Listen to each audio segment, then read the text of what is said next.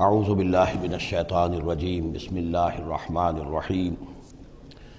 وَاعْلَمُوا أَنَّمَا غَنِمْتُم مِّن شَيْءٍ فَأَنَّ لِلَّهِ خُمُسَهُ وَلِلرَّسُولِ وَلِذِي الْقُرْبَى وَالْيَتَامَى وَالْمَسَاكِينِ وَابْنِ السَّبِيلِ إِن كُنتُمْ آمَنتُم بِاللَّهِ وَمَا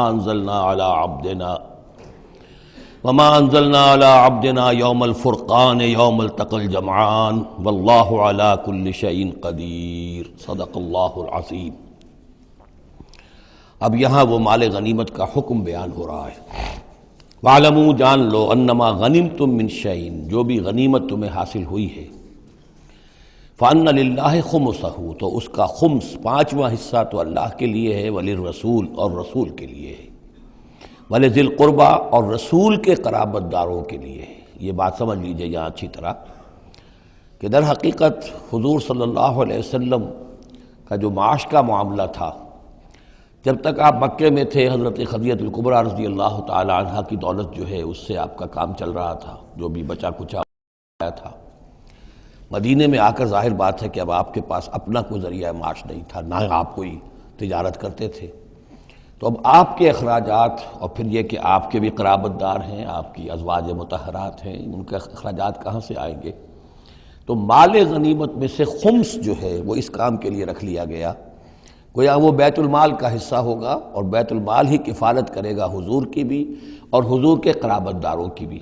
اس کے علاوہ اس بیت المال میں یتامى والمساکین وابن السبیل، اس میں حصہ ہوگا یتیموں کے لیے بھی اور مساکین اور محتاجوں کے لیے بھی اور مسافروں کے لیے بھی۔ یہ گویا کہ پانچواں حصہ مال غنیمت کا تو ہو گیا، سرکار سمجھ لیجیے سرکاری ہو گیا، لیکن اس سرکار میں سب سے بڑا خرچ جو ہے وہ در حقیقت محمد رسول اللہ صلی اللہ علیہ وسلم کے ذاتی، آپ کے اخراجات، آپ کے ازواج مطہرات کا نان نفقہ، آپ کے قرابت داروں کا ذوی القربیٰ، جس میں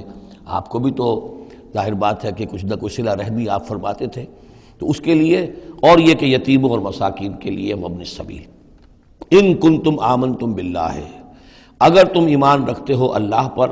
وما انزلنا علی عبدنا اور اس شے پر جو ہم نے نازل کی اپنے بندے پر، یوم الفرقان فیصلے کے دن،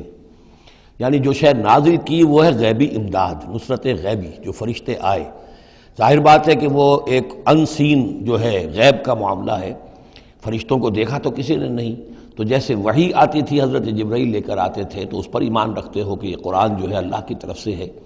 ایسے ہی تمہیں یقین ہونا چاہیے کہ اللہ تعالیٰ نے اپنا وہ وعدہ پورا فرمایا اور اللہ تعالیٰ نے فرشتے بھیجے۔ تو اگر تمہیں وہ یقین ہے تو پھر تم اس حکم کو پورے طور پر یوں سمجھیے کہ دلی طور پر اس کو قبول کرو، خوش دلی کے ساتھ پوری طریقے سے، کہ خمس جو ہے وہ تو اللہ اور اس کے رسول کا، بیت المال کا۔ بقیہ کے بارے میں حضور نے فرما دیا کہ 4/5 جو ہے یہ اب تقسیم ہو جائے گا مجاہدین کے درمیان۔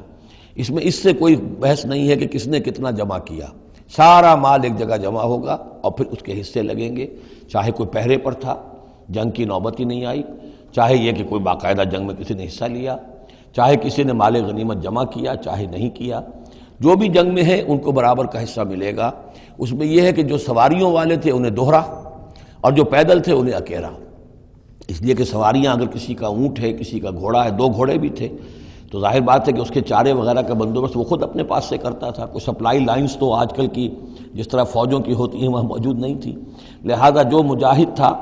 کہ جو سوار تھا گھوڑے پر یا اونٹ پر، جس کا اپنا گھوڑا تھا اپنا اونٹ تھا، اس کو دوہرا حصہ، اور جو عام پیادہ جو مجاہد تھا اس کو اکیلا۔ وَاعْلَمُوا أَنَّمَا غَنِمْتُم مِّن شَيْءٍ فَأَنَّ لِلَّهِ خُمُسَهُ وَلِلرَّسُولِ وَلِذِي الْقُرْبَى وَالْيَتَامَى والمساکین وابن السبیل ان کنتم آمنتم باللہ وما انزلنا علی عبدنا یوم الفرقان یوم التقى الجمعان، اس فرقان والے دن، فیصلے کے دن، جس دن کی 2 فوجیں بھڑ گئی تھیں۔ واللہ علی کل شیء قدیر اور اللہ تعالیٰ ہر چیز پر قادر ہے۔ اذ انتم بالعدوۃ الدنیا وہم بالعدوۃ القصویٰ، اصل میں یہ جو وادی ہے جس میں بدر واقع ہوا ہے یہ ایک گھاٹی سی ہے جو دونوں کناروں کے اوپر تو بہت تنگ ہے لیکن درمیان میں بہت کھل کر میدان بن جاتا ہے۔ اس کا ایک سرا جو ہے وہ شمال کی طرف نکل جاتا ہے اور وہ جا رہا ہے شام کی طرف، ایک سرا جنوب کی طرف ہے اور وہ جاتا ہے مکے کی طرف، ایک مشرق کی طرف آتا ہے کہ جو مدینے کی طرف آ رہا ہے، اور اکثر و بیشتر جو پہلے حاجی جاتے تھے وہ اسی راستے پر تھے، یہی راستہ تھا۔ اب تو جو نیا طریق الہجرہ بڑی اعلیٰ سڑک بن گئی ہے تو لوگوں کو ان مقامات سے گزرنے کا موقع نہیں ملتا، ورنہ بدر سے ہو کر ہی راستہ گزرتا تھا۔ تو ایسا ہوا ہے کہ اللہ تعالیٰ کی طرف سے ایسی اسکیم بن گئی، تدبیر ایسی ہو گئی کہ عین بر وقت پہنچے۔ وہ جو مدینے والا سرا تھا جو قریب تھا مدینے کے اس وادی کا، اس پر حضور پہنچے، اور عین اسی وقت جو دور والا سرا تھا، وہ گھاٹی جہاں پہ ختم ہو رہی تھی جنوب کی طرف، وہاں وہ قریش بھی پہنچ گئے بر وقت۔ جب تم تھے ورلے کنارے پر اور وہ تھے پرلے کنارے پر، اذ انتم بالعدوۃ الدنیا، دنیا ادنا کا مؤنث ہے قریب تر، وہم بالعدوۃ القصویٰ، اور وہ تھے پرلے کنارے پر، والرکب اسفل منکم، اور وہ جو قافلہ تھا وہ تم سے نیچے تھا، نیچے ہو کر گزر گیا تھا، یعنی اس کے بعد پہاڑوں کی ایک رینج تھی اور اس کے بعد پھر تہامہ کا میدان تھا۔ تو ابو سفیان نے یہ کیا تھا کہ قافلے کو لے کر اس بدر کی گھاٹی میں داخل ہی نہیں ہوئے، ادھر سے تو وہ پیغام بھی بھیج دیا تاکہ فوج ادھر سے آئے، تاکہ مسلمانوں کی توجہ بھی ہو تو فوج کی طرف ہو جائے، اور اسی میں وہ داؤ لگا کر اپنے قافلے کو بچا کر نکال کر لے جائیں، اور وہ تہامہ میں ساحل کے ساتھ ساتھ ہو کر نکل بھی گئے۔ وَلَوْ تَوَاعَدْتُمْ لَاخْتَلَفْتُمْ فِي الْمِيعَادِ، اور اگر تم لوگوں نے آپس میں معاہدہ کیا ہوتا کہ فلاں وقت پر ہمیں پہنچنا ہے، ہو سکتا ہے کہ تم ایک ساتھ نہ پہنچ سکتے، اختلاف ہو جاتا، جیسے اپوائنٹمنٹ ہوتی ہے فلاں وقت پہ میں بھی پہنچوں گا آپ بھی پہنچ جائے تو کچھ نہ کچھ آگے پیچھے ہو جاتا ہے، تو اگر تم طے کر کے بھی آتے تو اتنا نہ ہوتا جتنا کہ ہم نے اپنی مشیت اپنی تدبیر سے کر دیا کہ عین وقت پر تمہیں وہاں پہنچا دیا۔ اس کی وجہ کیا تھی؟ ہم چاہتے تھے کہ یہ ٹکراؤ ہو جائے اور یہ بات واضح ہو جائے کہ جان لیں اہل مکہ کہ اللہ تعالیٰ کی نصرت کس کے ساتھ ہے، اس کے عوام بھی سمجھ لیں۔ وَلَٰكِن لِيَقْضِيَ اللَّهُ أَمْرًا كَانَ مَفْعُولًا، لیکن یہ سب کچھ لیے ہوا تاکہ اللہ تعالیٰ طے کر دے وہ شے، فیصلہ کر دے کہ جو ہو کر رہنی ہے، كَانَ مَفْعُولًا لِيَهْلِكَ مَنْ هَلَكَ عَنْ بَيِّنَةٍ، تاکہ اب جسے ہلاک ہونا ہے وہ ہلاک ہو بات کے واضح ہو جانے کے بعد۔ اب بھی عوام کی اگر آنکھیں نہیں کھلتی تو پھر گویا کہ وہ پھر مورد الزام خود ہیں، اب ان کے سرداروں نے جو کچھ ان کی مت ماری تھی، اب آ کر اس موقع کے بعد ان کی آنکھیں کھل جانی چاہیے۔ اب بھی اگر کوئی ہلاک ہوتا ہے تو بات کے واضح ہونے کے بعد ہلاک ہو، لِيَهْلِكَ مَنْ هَلَكَ عَنْ بَيِّنَةٍ وَيَحْيَىٰ مَنْ حَيَّ عَنْ بَيِّنَةٍ، اور جسے جینا ہے، جس کی زندگی ہے روحانی زندگی، اور جو سیدھے راستے پر آنا چاہتا ہے وہ بھی اس بینہ کی بنا پر وہ سیدھے راستے پر آ جائے اور حیات معنوی حاصل کر لے۔ وَإِنَّ اللَّهَ سَمِيعٌ عَلِيمٌ، اور یقیناً اللہ سب کچھ سننے والا اور جاننے والا ہے۔ اِذْ يُرِيكَهُمُ اللَّهُ فِي مَنَامِكَ قَلِيلًا، جبکہ اللہ تعالیٰ آپ کو دکھا رہا تھا اے نبی ان کو آپ کی نیند میں کم۔ حضور نے خواب میں دیکھا کہ کوئی بڑی طاقت نہیں ہے، بڑی تھوڑی سی جمعیت ہے قریش کی جو آئی ہے، حالانکہ 1000 کا لشکر تھا۔ وَلَوْ أَرَاكَهُمْ كَثِيرًا، اور اگر آپ کو دکھایا ہوتا کہ وہ بڑی بڑی تعداد میں آ رہے ہیں، لَفَشِلْتُمْ، اور آپ نے وہ بات بتائی ہوتی صحابہ کرام کو، اپنے ساتھیوں کو، تو اے مسلمانوں پھر تم کمزوری دکھاتے، تمہیں ڈھیلے پڑ جاتے۔ وَلَا تَنَازَعْتُمْ فِي الْأَمْرِ، اور معاملے کے اندر پھر کوئی ایک اور تنازع کھڑا ہو جاتا کہ ہمیں یہاں جنگ کرنی بھی چاہیے کہ نہیں۔ وَلَٰكِنَّ اللَّهَ سَلَّمَ، لیکن اللہ تعالیٰ نے سلامتی پیدا فرما دی۔ إِنَّهُ عَلِيمٌ بِذَاتِ الصُّدُورِ، یقیناً وہ جو کچھ سینوں کے اندر ہے اس سے واقف ہے۔ اس کی توجیہ یہ کی ہے مفسرین نے کہ اگرچہ نبی کا خواب جھوٹا نہیں ہو سکتا، یہ نہیں تھا کہ حضور کو جو خواب دکھایا گیا وہ غلط تھا، اصل میں ان کی جو معنوی حقیقت تھی وہ دکھا دی گئی۔ ایک ہے کسی شے کے اندر جو کمیت ہے، کوانٹیٹیو ایلیمنٹ ہے اس کا، ایک ہے جو اس کی کیفیت ہے، جو اس کے اندر اصل حقیقت ہے۔ تو یہ بات جو ہے اچھی طرح سمجھ لینے کی ہے کہ مکے سے جو اصل نفری آئی تھی وہ تو ان عوام الناس کی تھی کہ جن کو بارے میں جن کو معلوم تھا کہ محمد ہمارے بہترین آدمی ہیں صلی اللہ علیہ وسلم، اور جو ان کے ساتھی ہیں وہ ہمارے گلے سرسبد ہیں، ہمارے خاندان کے قریش کے بہترین لوگ ہیں، اور پھر یہ کہ انہوں نے کوئی جرم نہیں کیا ہے، کوئی ظلم نہیں کیا ہے، وہ صرف ایک خدا واحد کا کے ماننے والے اور جو ہے وہ نیکیوں کا حکم دینے والے ہیں۔ تو جو ان کے ہاں جو بھی جس کو ہم کہتے ہیں سائلنٹ میجورٹی، عوام الناس، ان کے دل اپنے لیڈروں کے ساتھ نہیں تھے۔ آ تو گئے تھے، وہ ظاہر ان کا جبر تھا، ان کا فیصلہ تھا، لیڈروں کا حکم تھا، آ گئے تھے، لیکن مارے باندھے کو آئے ہوئے تھے۔ ان کے دلوں کے اندر وہ بات نہیں تھی کہ جو کسی ایسے لشکر میں ہوتی ہے کہ جو سمجھتا ہے اپنے آپ کو برحق، ہم حق کے لیے لڑ رہے ہیں، تو اس کے اندر جو طاقت ہوتی ہے اس لڑنے والے کے اندر، وہ اس شخص میں نہیں ہوتی کہ جو مارے باندھے کو لے آیا گیا ہو اور خود اسے اپنے دل میں یہ یقین نہ ہو کہ میں حق کے لیے لڑ رہا ہوں۔ اس اعتبار سے معنوی طور پر جو ان کی کیفیت تھی اس کے اعتبار سے وہ واقعتاً کم تھے، تو حضور کو خواب میں اللہ تعالیٰ نے ان کی اصل حقیقت دکھائی۔ وَإِذْ يُرِيكُمُوهُمْ إِذْ الْتَقَيْتُمْ فِي أَعْيُنِكُمْ قَلِيلًا وَيُقَلِّلُكُمْ فِي أَعْيُنِهِمْ، مزید برآں اللہ نے یہ کیا کہ جب دونوں لشکر ٹکرائے ہیں تو ایسی کیفیت پیدا کر دی کہ مسلمانوں کو بھی وہ تھوڑے لگ رہے تھے کہ کوئی زیادہ لوگ نہیں ہیں، اور انہیں بھی مسلمان تھوڑے نظر آ رہے تھے. یعنی یہ کہ ہر صورت اللہ نے ایسی بنا دی تھی کہ جنگ ہو اور ڈٹ کر ہو، تاکہ یہ صورتحال جو ہے یوم الفرقان ہونا اس کا بالکل واضح ہو جائے. اگر کسی وجہ سے وہ کرنی کترا جاتا معاملہ اور جنگ نہ ہوتی، مقابلہ نہ ہوتا، تو جس طریقے سے کہ اللہ اس کو فیصلہ کن دن بنا دینا چاہتا تھا، یوم الفرقان فیصلے کا دن، وہ صورتحال پیدا نہ ہوتی. لِيَقْضِيَ اللَّهُ أَمْرًا كَانَ مَفْعُولًا، تاکہ اللہ پورا کر دے اس معاملے کو کہ جو ہونے والا ہی تھا. وَإِلَى اللَّهِ تُرْجَعُ الْأُمُورُ، اور تمام معاملات بالآخر تو اللہ ہی کی طرف لوٹا دیے جائیں گے. یا ایھا الذین آمنوا اذا لقیتم فئۃ فاثبتوا، اے اہل ایمان جب بھی اب تمہارا، اب چونکہ دور شروع ہو گیا ہے، اب تمہاری جد و جہد جو ہے وہ آخری مرحلے میں داخل ہو چکی ہے، مسلح تصادم کا آغاز ہو چکا ہے، اور یہ تو ابھی پہلی جنگ ہے، ابھی جنگیں اور آنی ہیں، اگلے ہی سال غزوہ احد ہو گیا. جب بھی تمہارا مقابلہ ہو کسی فوج سے فاثبتوا، پہلا حکم تو یہ ہے کہ پھر ثابت قدم رہو، قدم جمائے رکھو. دوسرا حکم وَاذْكُرُوا اللَّهَ كَثِيرًا، اور اللہ کا ذکر کرو کثرت کے ساتھ، لعلکم تفلحون، تاکہ تم فلاح پاؤ. تمہاری جو طاقت ہے وہ اللہ تعالیٰ کے بھروسے پر ہے. وَاصْبِرْ وَمَا صَبْرُكَ إِلَّا بِاللَّهِ، ایک بندہ مومن کا صبر جو ہے وہ اللہ کے بھروسے پر ہے. لہذا اللہ یاد رہے گا، اللہ کے ساتھ قلبی تعلق، روحانی تعلق استوار ہوگا تو تم ثابت قدم رہو گے. اور اگر اللہ کے رشتہ ٹوٹ گیا، قلبی رشتہ، روحانی رشتہ، تو پھر تمہارے اندر جان نہیں ہوگی. اور تیسرا حکم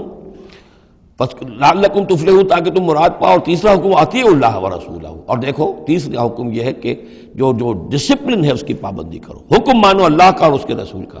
اب ویسے تو یہاں اللہ کا حکم بھی کہا گیا ہے، لیکن ظاہر بات ہے کہ وہاں تو ہر وقت جو حکم آتا تھا وہ رسول کا حکم آتا تھا،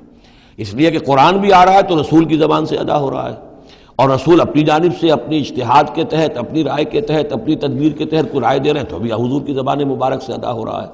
تو ویسے کہنے کو یہ اللہ اور اس کے رسول کی اطاعت کرو، لیکن عملاً وہ رسول اطاعت بن جاتی ہے. بمصطفیٰ برساں خویش را کہ دی ہمہ اوست، واطیعوا اللہ ورسولہ ولا تنازعوا، اور دیکھو آپس میں جھگڑو نہیں. یہی وہ الفاظ آئے ہیں جو سورہ آل عمران میں ہم پڑھ چکے ہیں. وَلَقَدْ صَدَقَكُمُ اللَّهُ وَعْدَهُ إِذْ تَحُسُّونَهُمْ بِإِذْنِهِ حَتَّىٰ إِذَا فَشِلْتُمْ وَتَنَازَعْتُمْ فِي الْأَمْرِ وَعَصَيْتُمْ مِن بَعْدِ مَا أَرَاكُم مَّا تُحِبُّونَ.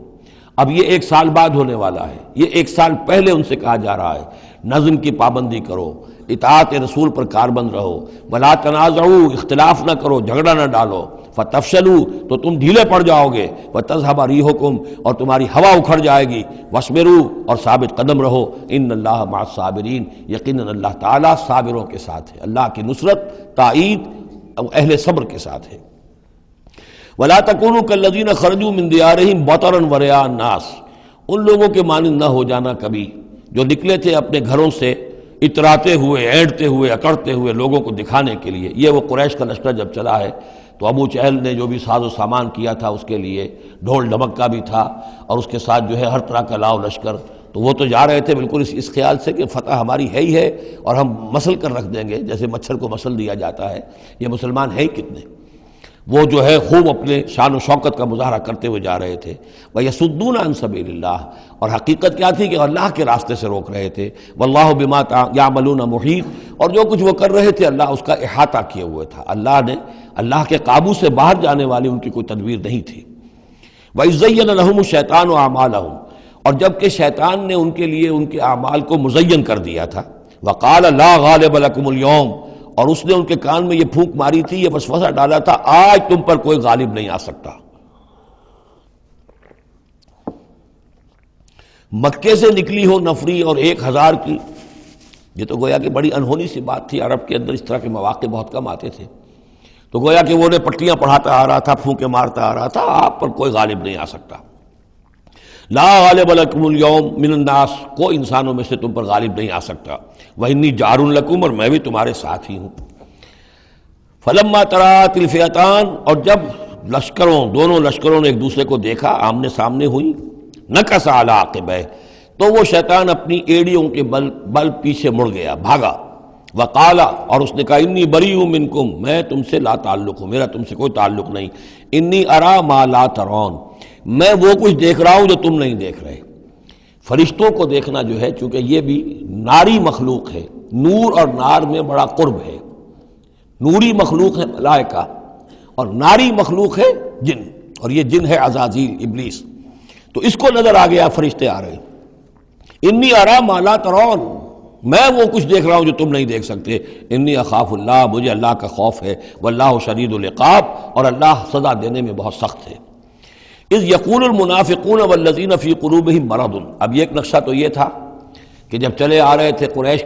کا لشکر لے کر ابو جہل اور اس کے ساتھی سردار، اور ادھر شیطان بھی ان کو پہلے تو پیٹھ ٹھوکتا ہوا آ رہا ہے، اور عین وقت پر جو ہے وہ ان کو ساتھ چھوڑ کر بھاگا ہے۔ ادھر جب مدینے کے اندر اب جہاں وہاں سے مسلمان چلے تھے، حضور چلے تھے، تو جو کوئی منافق پیچھے رہ گئے تھے وہ اب باتیں کر رہے تھے۔ اذ یقول المنافقون والذین فی قلوبہم مرض، جبکہ کہہ رہے تھے وہ منافق لوگ اور وہ لوگ کہ جن کے دلوں میں روگ تھا، غر ہؤلاء دینہم، ان مسلمانوں کو تو ان کے دین نے بالکل دھوکے میں ڈال دیا ہے، مت ماری گئی ہے، دماغ خراب ہو گیا ہے، قریش سے ٹکرانے چلے ہیں،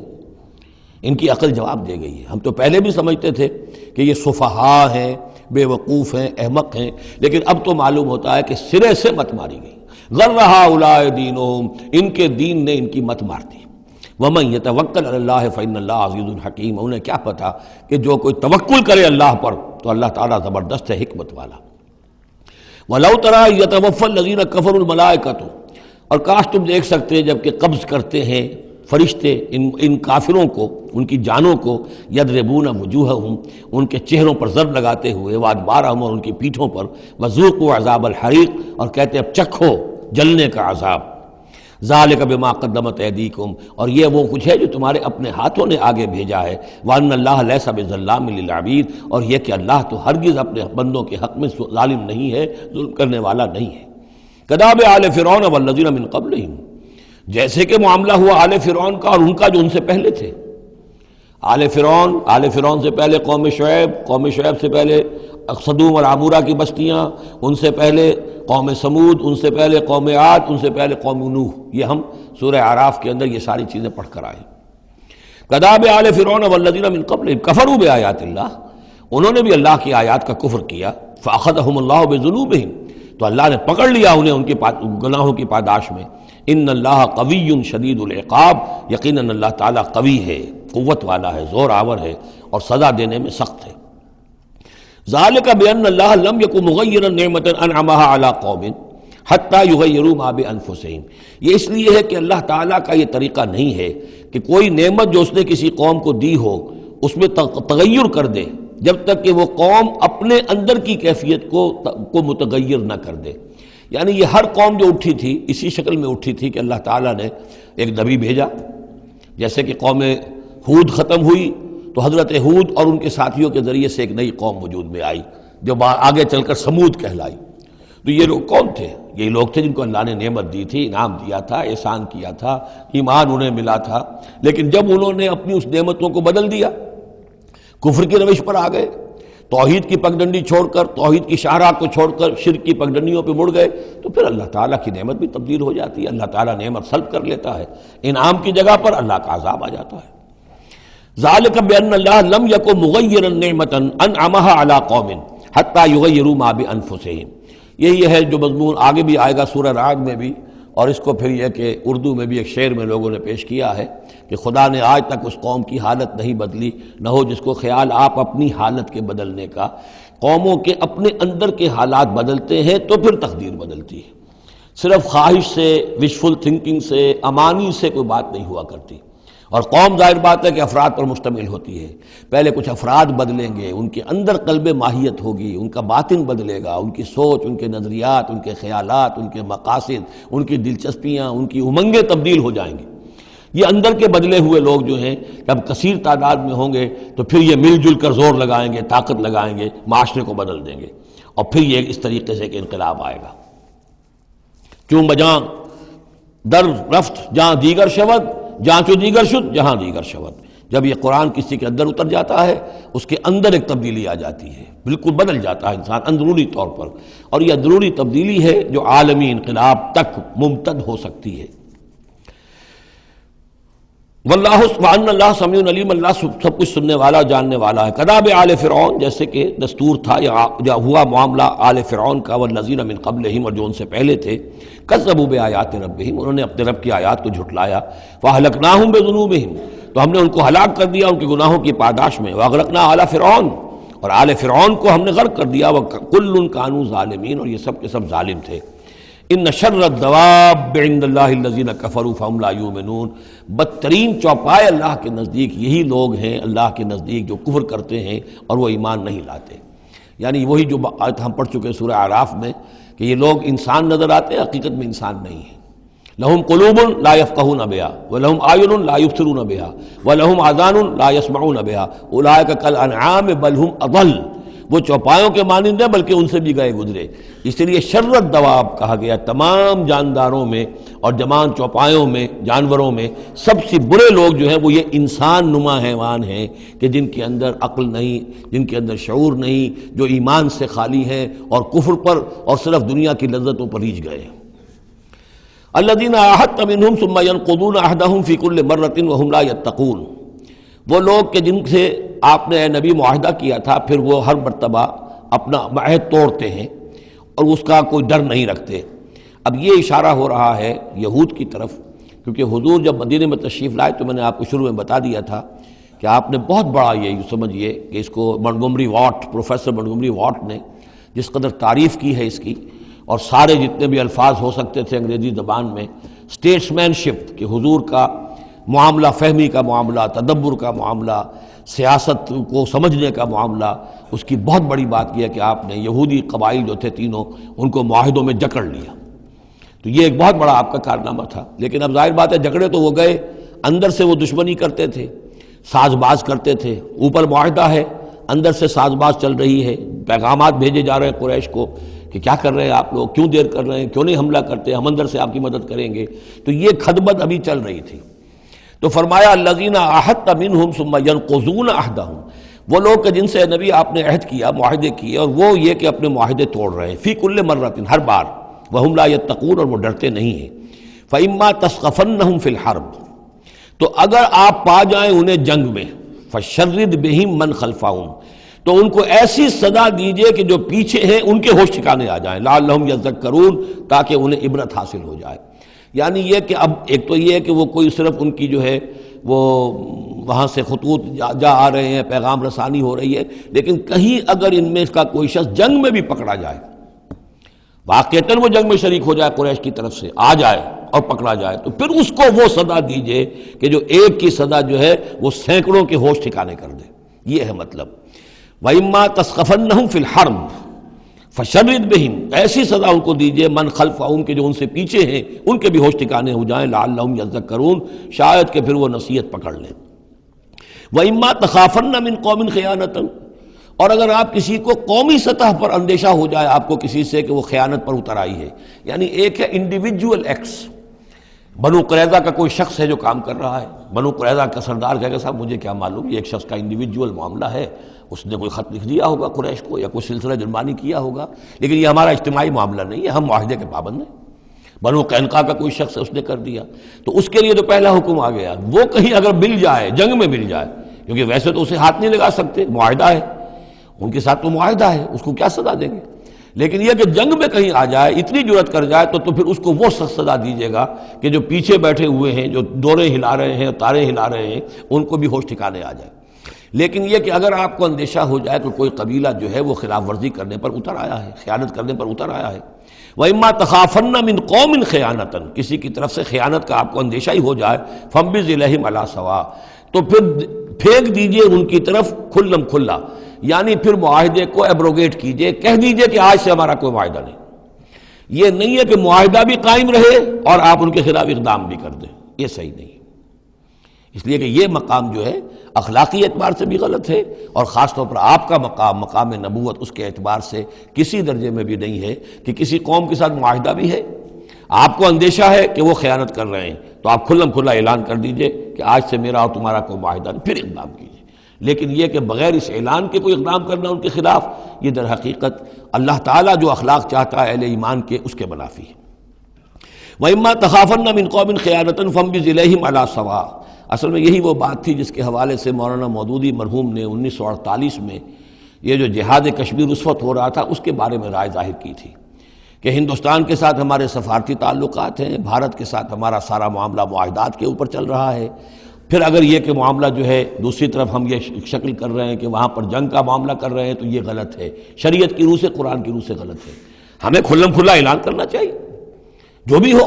اللہ تعالیٰ پر بھروسہ رکھنا چاہیے، کھل کر سامنے آنا چاہیے۔ یہ یا کہ میز کے اوپر تو معاہدہ ہے، ہاتھ مل رہے ہیں اور میز کے نیچے سے ٹانگیں گھسیٹی جا رہی ہیں، یہ دنیا داروں کا دھندا تو ٹھیک ہے، لیکن اسلام کی روح سے ایک اسلام کے نام پر بننے والی مملکت کی حکومت کا یہ طرز عمل درست نہیں ہے۔ یہ تھا وہ معاملہ جو سن 48 میں مولانا مودودی نے یہ رائے ظاہر کی تھی، اور اس پر پھر کافی ان کے خلاف جو ہیں عوامی جذبات جو ہیں وہ بہت جو ہے اس وقت بہت بلند ہو گئے تھے، مشتعل ہو گئے تھے، اس لیے کہ عوام کی اپنی سوچ ہوتی ہے۔ وَإِمَّا تَخَافَنَّ مِنْ قَوْمٍ خِيَانَةً فَانبِذْ إِلَيْهِمْ عَلَىٰ سَوَاءٍ، معاہدہ ان کے منہ پر دے مارو، ان اللہ لا يحب الخائنین، یقیناً اللہ تعالیٰ کو خیانت کرنے والے پسند نہیں ہے۔ وَلَا يَحْسَبَنَّ الَّذِينَ كَفَرُوا سَبَقُوا، اور نہ سمجھے وہ لوگ جنہوں نے کفر کیا ہے کہ وہ بچ نکلے ہیں، یعنی یہ کہ اب اگر کچھ لوگ بچ کے بھی تو چلے گئے نا، آخر 1000 کی نفری آئی تھی، انہم لا یعجزون، یہ جو بچ کر چلے گئے وہ یہ نہ سمجھے کہ وہ اللہ کو عاجز کر دیں گے، وہ عاجز نہیں کر سکیں گے۔ وَأَعِدُّوا لَهُم مَّا اسْتَطَعْتُمْ، اور اے مسلمانوں اب جب یہ نیا دور شروع ہو ہی گیا ہے تمہاری اس دعوت و تحریک کا، تو اب پوری طریقے سے اپنے امکان بھر سامان حرب تیار کرو۔ اعدوا لہم، اعداد تیاری کرنا، اسلحہ تیار کرو، سامان جنگ تیار کرو، گھوڑے تیار رکھو، رسالہ تمہارا ہونا چاہیے، جو بھی تمہارے لیے ممکن ہے۔ یہ توکل کا مطلب یہ نہیں ہے کہ تم ہاتھ پر ہاتھ دھر کر بیٹھ رہو اللہ تمہاری مدد کرے گا۔ اعدوا لہم ما استطعتم، اپنی استطاعت جو ہے اس کی حد تک تو پوری تیاری کرو، من قوت، طاقت سے بھی، ومن رباط الخیل، اور پلے ہوئے گھوڑوں کے ذریعے سے بھی، اس لیے کہ اس زمانے میں جنگ کے لیے سب سے زیادہ جو مؤثر شے تھی آپ کو معلوم ہے وہ گھوڑا، تیز رفتار ہے، اونٹ جو ہے تیز دوڑ نہیں سکتا ہے۔ اور اسی حوالے سے آج سمجھ لیجئے ہمارے لیے بہت اہم مسئلہ ہے یہ، اللہ تعالیٰ نے شاید عالم اسلام میں پورے میں پتہ نہیں 50 60 70 کتنے ملک دنیا میں ہیں مسلمان کہلاتے ہیں،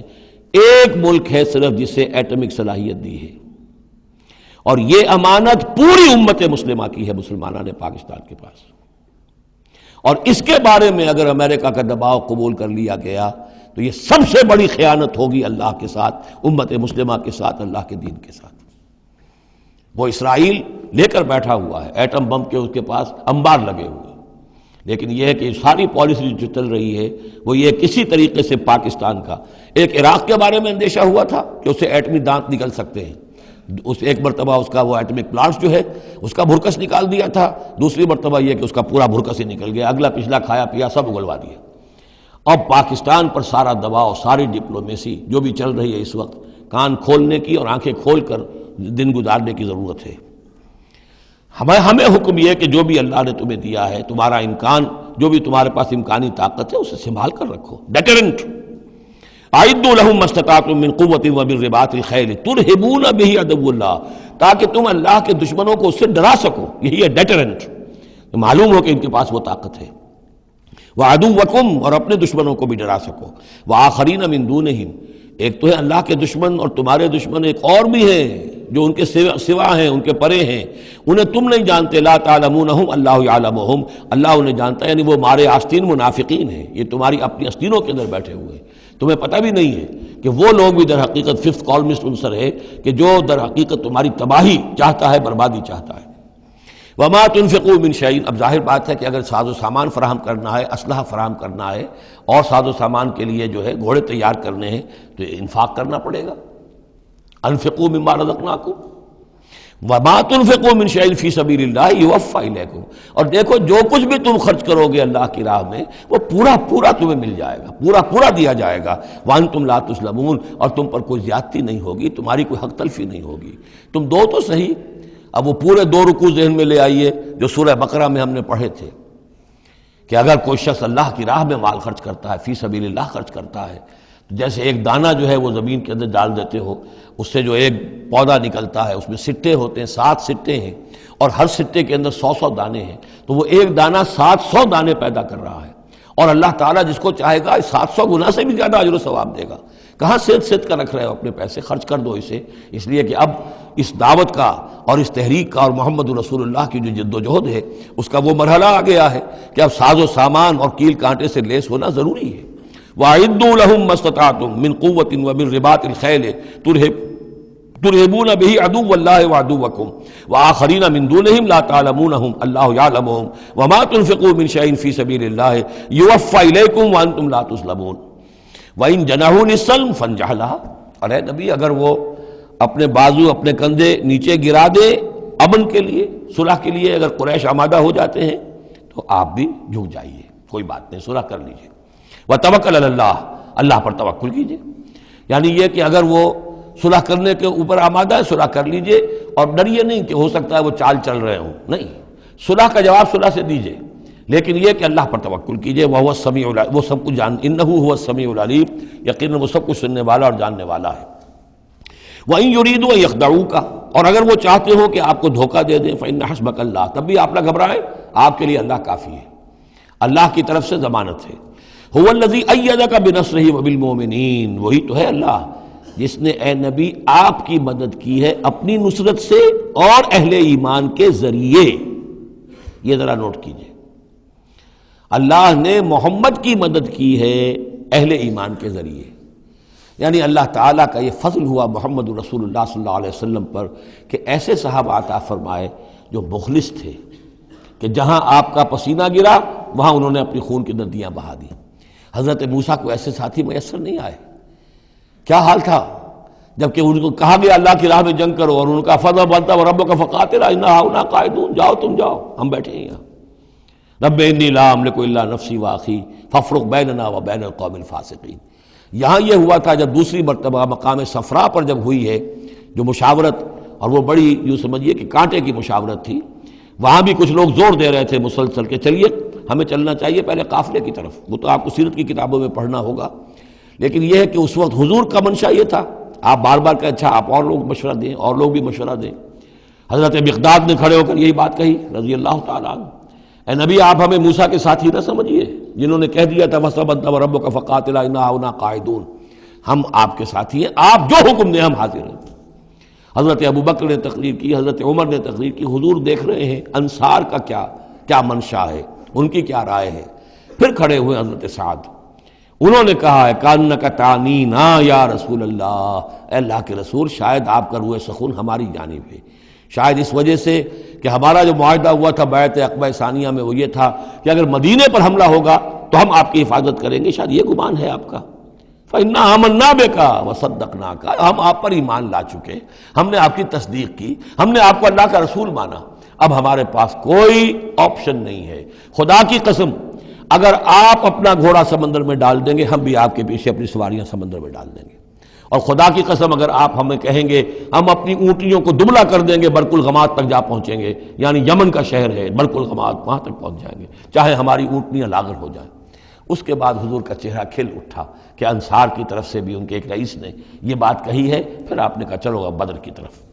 تو یہ اللہ تعالیٰ نے گویا کہ حضور کی مدد کی ہے اہل ایمان سے۔ هو الذی ایدک بنصرہ، ایک تو اللہ کی مدد آئی آسمان سے، فرشتے آئے، اور ایک وبالمؤمنین، اور اہل ایمان کے ذریعے سے آپ کی مدد کی ہے۔ من انصاری الی اللہ، کون ہے میرا مددگار اللہ کی راہ میں۔ وَأَلَّفَ بَيْنَ قُلُوبِهِمْ، اور ان اہل ایمان کے دلوں میں اللہ نے محبت پیدا کر دی۔ لَوْ أَنفَقْتَ مَا فِي الْأَرْضِ جَمِيعًا مَا أَلَّفْتَ بَيْنَ قُلُوبِهِمْ، ارے نبی اگر آپ دولت کے ذریعے سے محبت پیدا کرتے کہ لوگوں کو زیادہ زیادہ ان کے دل کی نرمی کے لیے، تالیف قلب کے لیے جو ہے پیسے دیے جائیں، اگر زمین کی ساری دولت بھی آپ خرچ کر دیتے تو ان میں یہ تالیف، یہ الفت پیدا نہیں ہو سکتی تھی۔ ولیکن اللہ الف بینہم، یہ تو اللہ تعالیٰ ہی نے ان کے مابین یہ الفت پیدا کر دی ہے۔ یہ ہم سورہ آل عمران میں بھی پڑھ چکے ہیں کہ تمہارا معاملہ جو ہے اذ کنتم اعداء فالف بین قلوبکم فاصبحتم بنعمتہ اخوانا، آیت نمبر 103 ہے سورہ آل عمران کی۔ وکنتم علی شفا حفرۃ من النار فانقذکم منہا کذالک یبین اللہ لکم آیاتہ لعلکم تہتدون، تم تو تباہی کے آگ کے گڑھے کے کنارے تک پہنچ چکے تھے۔ ولیکن اللہ الف بینہم انہ عزیز الحکیم، یقیناً وہ زبردست ہے حکمت والا۔ یا ایھا النبی حسبک اللہ ومن اتبعک من المؤمنین، اے نبی آپ کے لیے اللہ کافی ہے اور وہ کہ جو پیروی کر رہے ہیں آپ کی اہل ایمان میں سے۔ ایک ترجمہ تو اس کا یہ ہوگا، یعنی جو اگر اوپر والی آیت کے ساتھ اس کو جوڑے، ایک یہ بھی ہو سکتا ہے اے نبی اللہ کافی ہے آپ کے لیے بھی، اور جو آپ کی پیروی کرنے والے ہیں مسلمان ان کے لیے بھی۔ ان کے لیے بھی اللہ کفایت کرتا ہے، ان کی مدد کے لیے، ان کو سہارا دینے کے لیے۔ تو یہ ایسی کنسٹرکشن ہے جملے کی کہ دونوں معنی لیے جا سکتے ہیں۔ یا ایھا النبی حرض المؤمنین علی القتال، اب یہ تحریض کا لفظ پھر آ گیا جو سورہ نساء میں ہم پڑھ چکے ہیں، وحرض المؤمنین علی القتال۔ اے نبی شوق دلائیے، ترغیب دلائیے، ابھاریے، ایمان کے جذبات کو ذرا اپیل کیجئے اہل ایمان کے کہ وہ قتال پر آمادہ ہوں۔ یہ میں آپ کو بتا چکا ہوں کہ اعلان عام اس طریقے کا کہ فرض ہے جنگ میں نکلنا ہر مسلمان کے لیے، یہ صرف تبوک میں ہوا سن 9 میں جا کر۔ پورے 9 برس تک قتال فی سبیل اللہ کے لیے تحریض تھی، ترغیب تھی، اور یہ تحریض گاڑی ہو کر تحریض بن گئی، بس لازم نہیں تھا۔ اسی لیے ہم سورہ نساء میں پڑھ چکے ہیں کہ اس کے باوجود جو اس ترغیب کی وجہ سے آگے بڑھے، قتال کے لیے نکلے، ان کے اونچے درجات ہیں، لیکن یہ کہ جن لوگوں کو چونکہ فرض عین نہیں کیا گیا تھا، لہذا اگر کوئی نہیں نکلے تو ان کے اوپر کوئی مواخذہ نہیں۔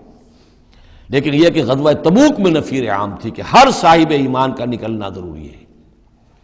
حرض المؤمنین علی القتال ان یکن منکم 20 صابرون، اگر تم میں سے 20 ہوں گے صبر کرنے والے، یغلبوا 200 تو وہ 200 پر غالب آ جائیں گے۔ وَإِن یکن منکم 100، اور اگر ہوں گے تم میں سے 100، یغلبوا 1000، وہ غالب آ جائیں گے 1000 پر، من الذین کفروا، کافروں میں سے، بأنہم قوم لا یفقہون، اس لیے کہ وہ سمجھ نہیں رکھتے۔ سمجھ سے مراد کیا ہے؟ انہیں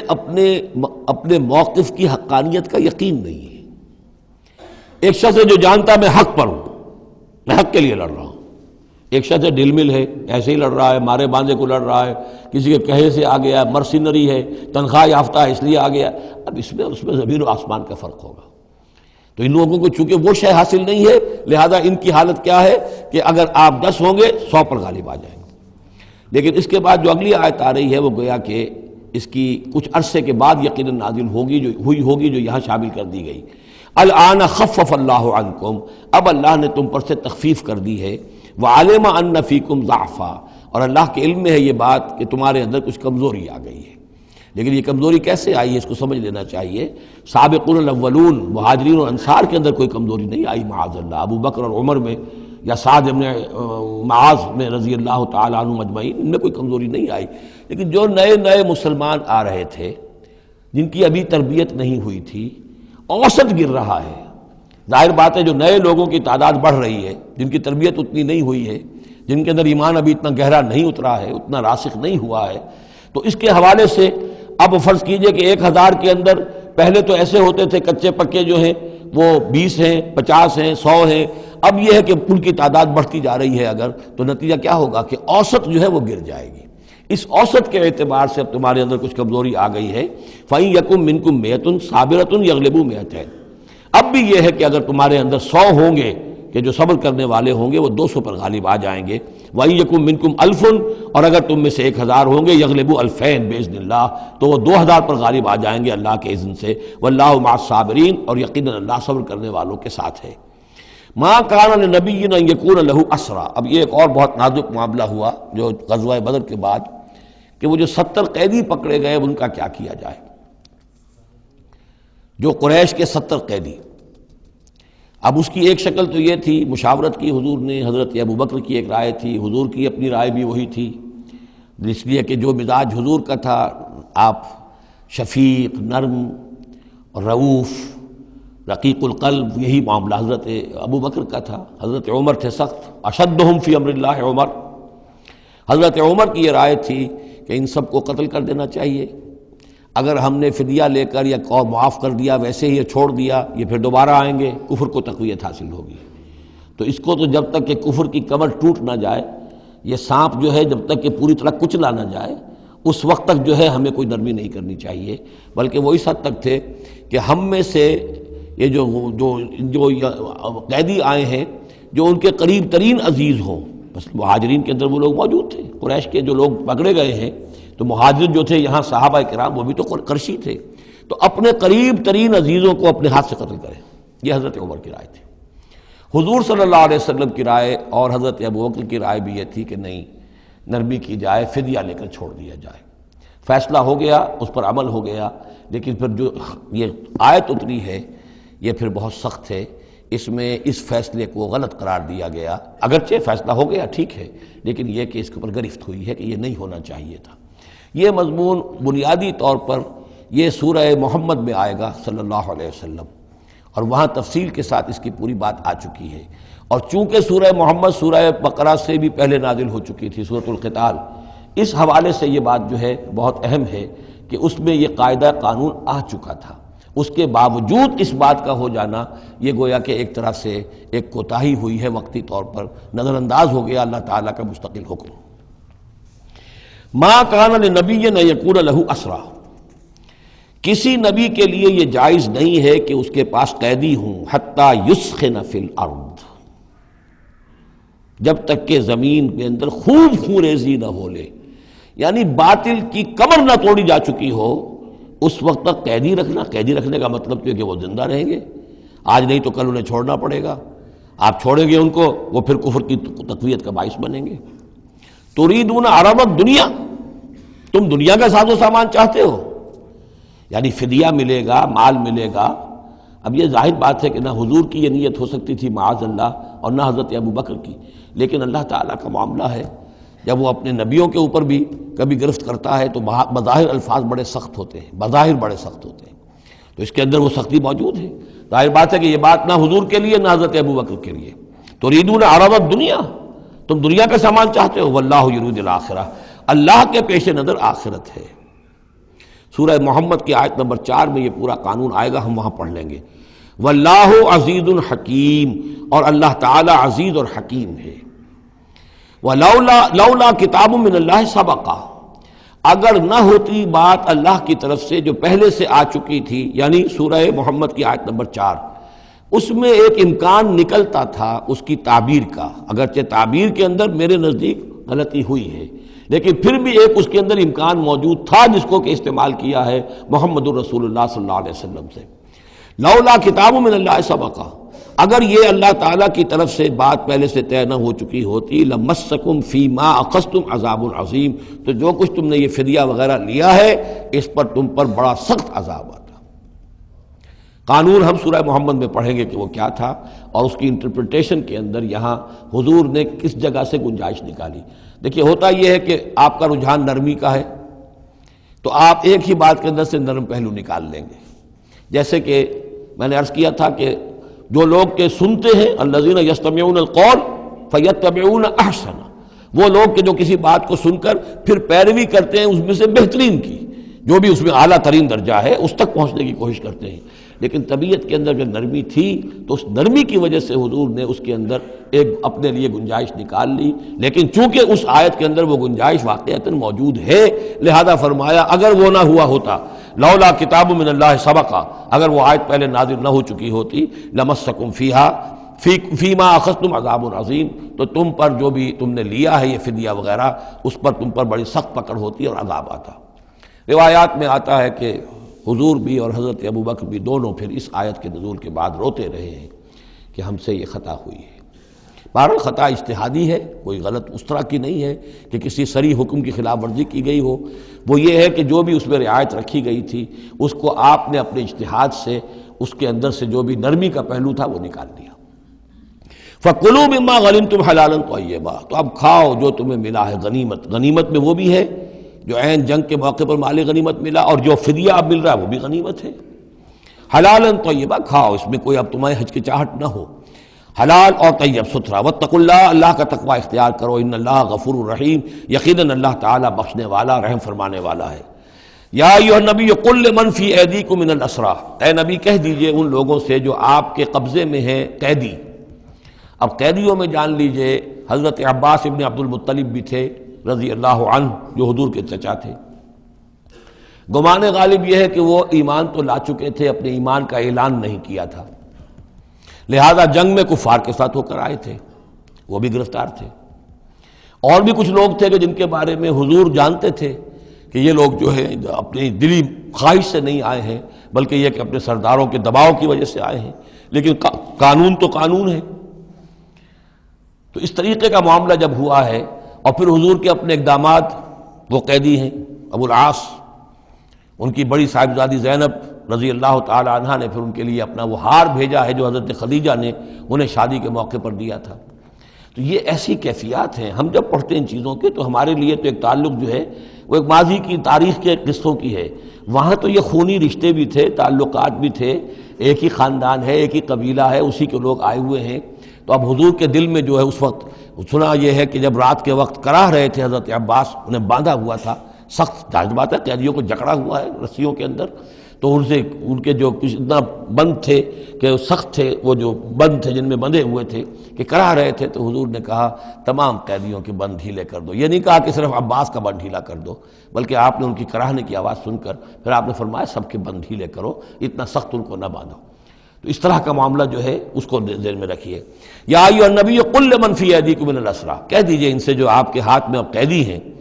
ان یعلم اللہ فی قلوبکم خیرا، دیکھو اگر جو کچھ تمہارے دلوں میں ہے اللہ کے علم میں ہے کہ وہ خیر ہے، یؤتکم خیرا مما اخذ منکم، تو جو کچھ تم سے اس وقت لیا گیا ہے اس سے بہتر اللہ تمہیں دے دے گا۔ یعنی یہ کہ نیت کا معاملہ تمہارا اور اللہ کے مابین ہے، ہمارا معاملہ قانون کا ہے۔ تم آئے کفار کے ساتھ جنگ کرتے ہوئے آئے ہو، پکڑے گئے ہو، اب ان میں کوئی ڈسکریمنیشن نہیں ہو سکتی، کوئی شخص کہے کہ نہیں صاحب میں تو مجبوراً آیا تھا، اور میں تو کسی کے کہنے میں آیا تھا، اور میں تو حقیقت میں تو اسلام لا چکا تھا، یہ بات جو ہے اب نہیں چلے گی۔ لہذا یہ ضرور ہے کہ اگر تمہارے دل میں کوئی خیر ہے، کوئی بھلائی ہے، اور اس وقت یہ کہ تم سمجھتے ہو کہ تم اس صورتحال میں مجبوراً پھنس گئے ہو اور تمہیں فدیہ ادا کرنا پڑ رہا ہے، تو اللہ تعالیٰ تمہیں اس سے کہیں زیادہ دے دے گا کہ جو آج تمہیں فدیے میں دینا پڑ رہا ہے۔ ظاہر بات ہے کہ وہاں بیویوں کو خبریں پہنچی، انہوں نے اپنے زیور بھیجے ہیں، حضرت زینب رضی اللہ تعالی عنہ نے بھی اپنا زیور بھیجا، ہار بھیجا ہے، اور حضور کے آنکھوں میں آنسو آ گئے جب آپ نے وہ ہار دیکھا، حضرت خدیجہ کا ہار رضی اللہ تعالی عنہ۔ وہ پوری زندگی جو آپ کی گزری تھی حضرت خدیجہ کے ساتھ، وہ ساری آنکھوں میں نگاہوں کے سامنے آ گئی، جو ان کی وفاداری تھی اور جو انہوں نے خدمت کی تھی، وفا شعاری کی تھی۔ تو اس کے بعد مسلمانوں سے کہا کہ یہ ماں کی یادگار تھی بیٹی کے پاس، اگر آپ لوگ اجازت دیں تو یہ اس کو واپس کر دیا جائے، تو اس کو پھر لوگوں کی اجازت سے وہ ہار واپس کیا گیا۔ تو یہ سارے جو جذباتی معاملات تھے ان کو اچھے سے سمجھیے کہ ہم پڑھتے ہوئے ان چیزوں کو سمجھتے ہیں کہ جیسے ایک بس تاریخ کا ایک واقعہ ہے، اس کے ساتھ جو احساسات، جذبات، جو اس کے ساتھ اور فوری جو اس وقت کی کیفیات تھی، اس کا ہمارے لیے اکثر و بیشتر تو ممکن ہی نہیں کہ تصور کر سکے۔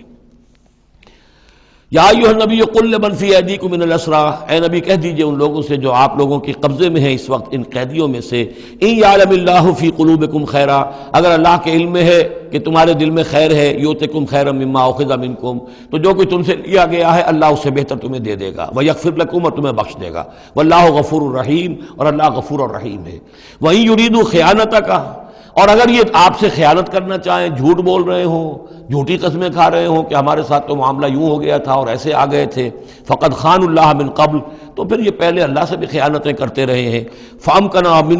منہم فامکنا منکم، اللہ تعالیٰ نے ان کو پکڑوا دیا، واللہ علیم الحکیم، اللہ حکیم اور علیم ہے۔ اب یہ یوں سمجھیے کہ کنکلوڈنگ آیات ہے سورہ مبارکہ کی، ان الذین آمنوا وہاجروا وجاہدوا باموالہم وانفسہم فی سبیل اللہ والذین آووا ونصروا اولئک بعضهم اولیاء بعض، یقیناً وہ لوگ جو ایمان لائے اور جنہوں نے ہجرت کی اور جہاد کیا اپنے اموالوں اور جانوں کے ساتھ اللہ کی راہ میں، اور وہ لوگ جنہوں نے انہیں پناہ دی اور ان کی مدد کی، اولئک بعضهم اولیاء بعض، یہ وہ لوگ ہیں کہ جو ایک دوسرے کے ساتھی ہیں، رفیق ہیں۔ یہ آپ نے بات سمجھ لی۔ اس وقت تک مسلمان معاشرہ جو ہے یہ دو حصوں میں علیحدہ علیحدہ منقسم تھا، مہاجرین، انصار۔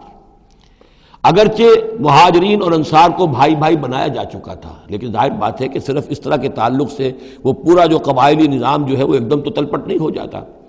تو اس وقت تک یہ صورتحال بھی یہ ہے کہ جو پہلے جو 8 مہمیں حضور نے بھیجی ہیں اس میں کسی انصاری کو شریک نہیں کیا،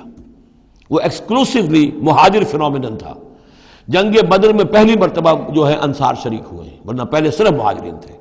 لہذا وہ پہلی آیت جو ہے ان الذین آمنوا، وہ لوگ جو ایمان لائے، وہاجروا، انہوں نے مکے سے ہجرت کی، مدینے آ گئے، وجاہدوا باموالہم وانفسہم فی سبیل اللہ،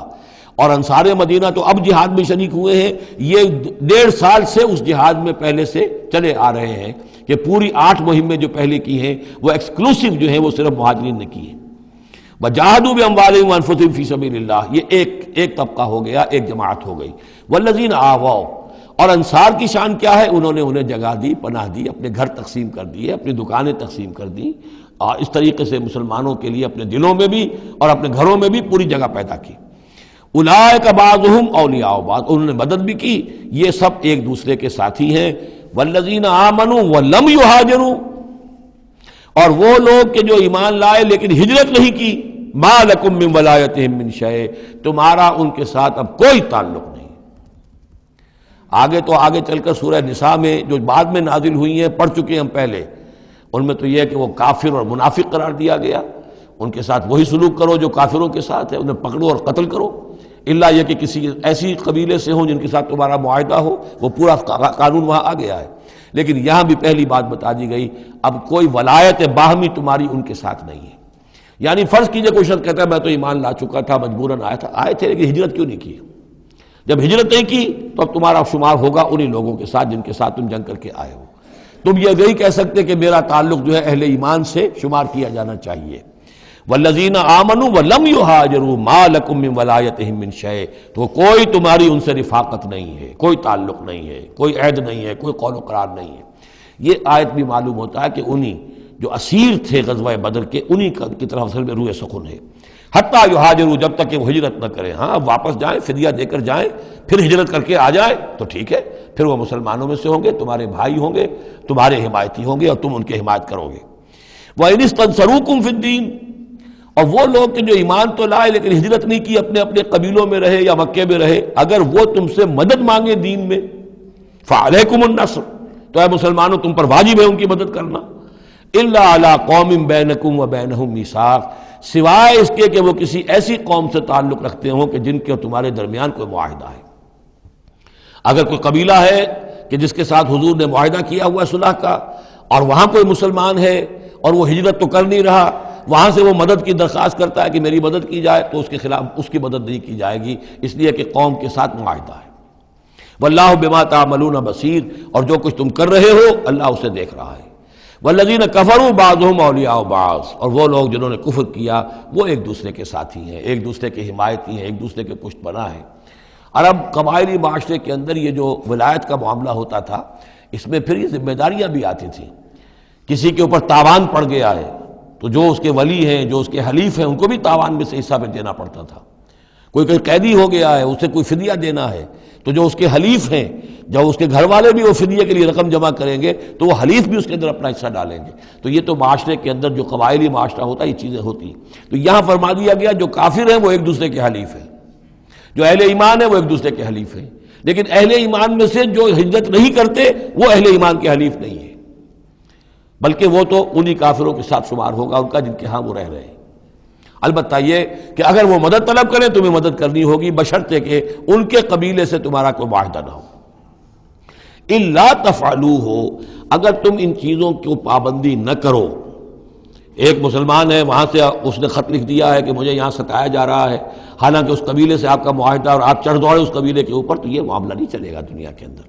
ہر چیز کا ایک قاعدہ ہے، قانون ہے، اسے وہاں سے ہجرت کرنی چاہیے، یا ہجرت نہیں کر رہا ہے تو تکلیف جھیلنی چاہیے، برداشت کرنی چاہیے۔ مسلمان مدد نہیں کر سکتے چونکہ اس کے قبیلے سے مسلمانوں کا معاہدہ ہے۔ الا تفعلوہ، اگر یہ قواعد و ضوابط پیش نظر نہیں رکھو گے، ان کی پابندی نہیں کرو گے، تکن فتنۃ، تو پھر تو یہ ہے کہ فساد برپا ہو جائے گا، فتنہ پھیلے گا، فی الارض و فساد کبیر، اور بہت بڑی جو ہے بدامنی ہو جائے گی۔ اب وہ آیت آگے جس کا میں نے ذکر کیا تھا، والذین آمنوا وہاجروا وجاہدوا فی سبیل اللہ والذین آووا ونصروا اولئک هم المؤمنون حقا۔ اب ان دو طبقات کو جمع کر دیا گیا، والذین آمنوا وہاجروا وجاہدوا فی سبیل اللہ والذین آووا ونصروا، ویسے یہ کہ وہ لوگ جو ایمان لائے اور جنہوں نے ہجرت کی اور جنہوں نے جہاد کیا اللہ کی راہ میں، یعنی یہ مہاجرین، والذین آووا، اور وہ انصار مدینہ جنہوں نے انہیں پناہ دی، انہیں جگہ دی، انہیں اکوموڈیٹ کیا، والذین آووا ونصروا، اور نصرت کی، اولئک هم المؤمنون حقا لهم مغفرۃ ورزق کریم، ان کے لیے مغفرت ہے اور رزق کریم ہے۔ تو مومن حقیقی کی تعریف یہاں پر جو آئی ہے دو حصوں میں بٹ کر، وہ میں چاہتا ہوں کہ پھر اچھی طریقے سے آپ سمجھ لیں، انتہائی اہم بات ہے یہ۔ ایک مسلمان کے لیے بنی الاسلام علی خمس، 5 چیزیں ہیں، کلمہ شہادت، نماز، روزہ، حج، زکوٰۃ۔ لیکن حقیقی مومن ہونے کے لیے دو چیزیں اور بڑھیں گی، صرف شہادت نہیں، یقین قلبی اور نماز روزہ حج زکوٰۃ کے ساتھ جہاد فی سبیل اللہ۔ گویا کہ 7 چیزیں ہوں گی، 7 شرطیں پوری ہوں گی تو ایک شخص بندہ مومن کہلائے گا۔ یہ تعریف ہے کہ جو سورہ الحجرات کی آیت نمبر 14-15 میں آئی، وہاں پہلے فرمایا قالت الاعراب آمنا قل لم تؤمنوا ولکن قولوا اسلمنا ولما يدخل الايمان في قلوبكم۔ یہ بدو کہہ رہے ہیں ہم ایمان لے آئے، اے نبی ان سے کہہ دیجئے تم ایمان نہیں لائے ہو، بلکہ یوں کہو کہ ہم مسلمان ہو گئے، ہم نے اطاعت قبول کر لی ہے، ابھی تک ایمان تمہارے دلوں میں داخل نہیں ہوا۔ اب اگلی آیت میں پھر اسی سیاق کے اندر اگلی آیت میں مومن کون ہے؟ انما المؤمنون الذين آمنوا بالله ورسوله ثم لم يرتابوا۔ مومن تو وہ ہیں جو ایمان لائیں اللہ پر، اس کے رسول پر، پھر شک نہ باقی رہے، یقین بن جائے۔ اور دوسرے وجاہدوا باموالہم وانفسہم فی سبیل اللہ، اور وہ جہاد کریں اللہ کی راہ میں اپنی جانوں اور مالوں کے ساتھ۔ اولئک ھم الصادقون، صرف وہ سچے ہیں۔ اس کو میں نے پرکار سے تشبیہ دی تھی۔ اب اگر وہ دل میں یقین ہے تو اس کی کیا کیفیات پیدا ہو جائیں گی؟ دلی یقین کی کیفیات وہ شروع میں آ گئی ہیں۔ انما المؤمنون الذین اذا ذکر اللہ وجلت قلوبہم، اہل ایمان تو وہ ہیں حقیقت میں کہ جب اللہ کی یاد کرتے ہیں، اللہ کا ذکر ہوتا ہے، ان کے دل لرز اٹھتے ہیں۔ وَإِذَا تُلِيَتْ عَلَيْهِمْ آيَاتُهُ زَادَتْهُمْ ایمانا، جب ان کو اللہ کی آیات پڑھ کر سنائی جاتی ہیں ان کے ایمان میں اضافہ ہوتا ہے۔ وَعَلَىٰ رَبِّهِمْ يَتَوَكَّلُونَ، ان کا توکل، ان کا بھروسہ کل کا کل اللہ کی ذات پر ہے۔ الذین یقیمون الصلاۃ ومما رزقناہم ينفقون، اور وہ لوگ جو نماز قائم کرتے ہیں اور انفاق کرتے ہیں اللہ کی راہ میں اس میں سے جو ہم نے دیا۔ اولئک ھم المؤمنون حقا، یہ ہے سچے مومن، پکے مومن۔ لیکن یہ مومن کی شخصیت کی تصویر کا ایک رخ ہے۔ بدقسمتی سے ہمارے ہاں یہ 2 رخ علیحدہ ہو گئے۔ معاملہ یہ ہے کہ یہ ہے ایک ورق، اس ورق کا ایک صفحہ یہ ہے، ایک صفحہ یہ ہے، یہ انسیپریبل ہے، صفحات کو جدا نہیں کر سکتے آپ۔ ورق ایک ہے، اس کا ایک رخ یہ ہے صفحہ، ایک رخ یہ ہے صفحہ۔ مومن کی شخصیت کا ایک صفحہ، اس کی تصویر کا ایک رخ یہ ہے، دل میں یقین ہے، اللہ کی یاد کرتا ہے، دل لرزتا ہے، آیات قرآنی پڑھتا ہے یا سنتا ہے، دل میں ایمان بڑھتا ہے، ہر معاملے میں توکل، اس کا بھروسہ اللہ کی ذات پر ہے، نماز قائم کیے ہوئے ہے، زکوٰۃ ادا کرتا ہے، اللہ کی راہ میں خرچ کرتا ہے۔ یہ شخصیت کا ایک رخ ہو گیا، اولئک ھم المؤمنون حقا۔ لیکن یہ ایک رخ ہے، اور دوسرا رخ کیا ہے؟ وہ ہم والذین آمنوا وہاجروا وجاہدوا فی سبیل اللہ والذین آووا ونصروا اولئک ھم المؤمنون حقا۔